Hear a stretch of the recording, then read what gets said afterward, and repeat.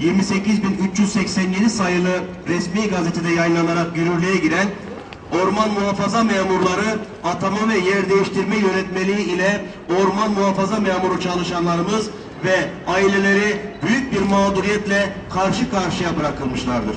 Daire başkanlıklarının, işletme müdürlüklerinin, sivil toplum kuruluşlarının görüş ve önerileri alınmadan apar topar Ramazan bayramı öncesi yangından mal kaçırırcasına yönetmelik yayınlanması kurumu ve çalışanları zor durumda bırakmıştır.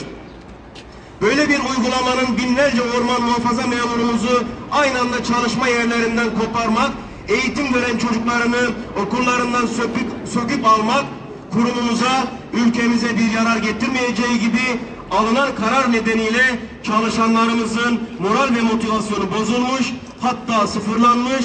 Bu da kuşkusuz ki iş verimliliğinin düşmesine neden olmuştur. Ve Su İşleri Bakanı Profesör Doktor Veysel Eroğlu, gerek dönemin Orman Genel Müdürü Sayın Mustafa Kurtulmuşlu, gerekse şimdiki Orman Genel Müdürü Sayın İbrahim Çiftçi'yi defalarca ziyaret ederek sonuçları düşünülmeden çıkarılan ve uygulamaya konulan bu yönetmeliğin durdurulması ve değiştirilmesini talep etmiştik.